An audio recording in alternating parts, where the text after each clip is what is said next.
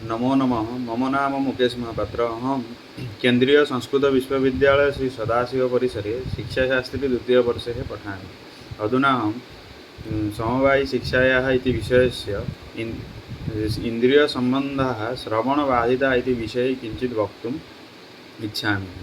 सर्वेषां मनुष्याणां जीवनं यापयितुं काश्चित् मूलभूत आवश्यकता वर्तते, यथा भोजनं, शिक्षा, स्वास्थ्यं, गृहं च। एताः आवश्यकताः विना मानवस्य समुचितः विकासः भवितुं न अर्हति। यदा काश्चन बालकः एतेषां मूलभूत आवश्यकता अभावे जीवितं तदा तस्य स्वावलंबी जीवनी कल्पना व्यर्था। विशिष्ट बालकानां संदर्भे काश्चित् अयम् अभावः दृश्यते। तेषां कृते बाधः, अक्षमता इत्यादि शब्दानां प्रयोगः दृश्यते। विशिष्टबालाः कार्यं सम्पादयितुं असमर्थाः भवन्ति। एते बाधाः यथा ज्ञानेन्द्रियबाधः, कर्मेन्द्रियबाधः इत्यादयः। ज्ञानेन्द्रियाणि बहूनां जीवानां जीवनस्य आवश्यकाङ्गानि वर्तन्ते। ज्ञानेन्द्रियाणि तु ज्ञानसम्बन्धसाधनानि सति। कर्ण, त्वक्, नेत्र, जिह्वा, घ्राणः शब्दादीनां ग्रहणं भवति। यदा एतेषां कार्येषु कस्यादपि कारणात् बाधः उत्पद्यते, यः बाधः ज्ञानेन्द्रियः इति परिसाध्यते। एतेषु ज्ञानेन्द्रियेषु मुख्यत्वेन दृष्टिबाधितः, स्मरणबाधितः च सन्ति। स्मरणबाधितः श्रवणेन्द्रियेषु दोषन् यः बाधः विजायते सः श्रवणबाधः इति कथ्यते। एते बाधाः द्विविधाः भवन्ति, यथा अर्धबधिराः, बधिराश्च।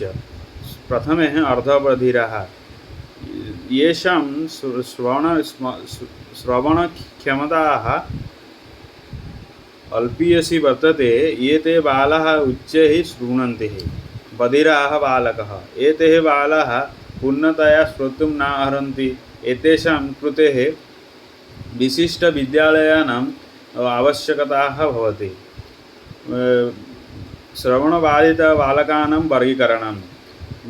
न्यूनश्रवणबाधितः, एते बालाः सामान्यस्तरस्य वार्तालापं श्रोतुम् अर्हन्ति, परश्च मन्दस्वर श्रोतुं न शक्नुवन्ति इति। बालकेषु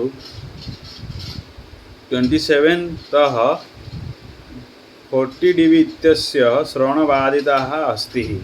ततः परं मन्दश्रवणबाधिताः।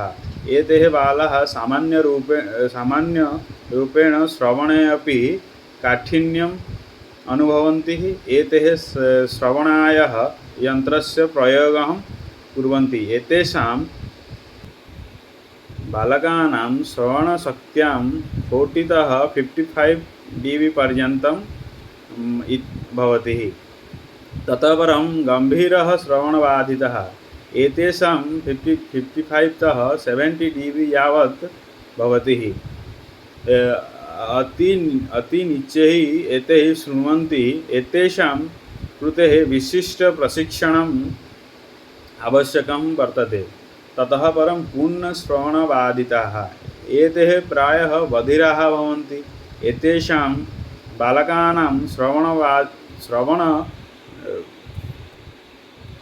श्रवणबाधितः 70 तः 80 dB इति तत्पेक्षया अधिकाः भवति। श्रवणबाधितबालकानां लक्षणानि। भाषायाः उच्चारणे अधिकान् दोषान् कुर्वन्ति। बालकाः भाषायाः न्यूनं प्रयोगं कुर्वन्ति। पठने अपि काठिन्यम् अनुभवन्ति। यतोहि भाषायाः समुचितः विकासं न जायते। एतेषां व्यक्तिगतः सामाजिकविशेषताः भिन्नाः भवन्ति। सवर्णबाधिताः कारणानि जन्मनः प्राक् वंशानुक्रम अनुसारेण गर्भावस्था श्रवणादियुक्ताः असुरक्षितः प्रसवः इति जन्मनः पश्चात् रुग्णदोषात् दुर्घटनाः दोषात् उच्चध्वनिः दोषात् आयुः दोषात् सन्तुलित आहारदोषात् श्रवणबाधिताः कारणानि इति उच्यते।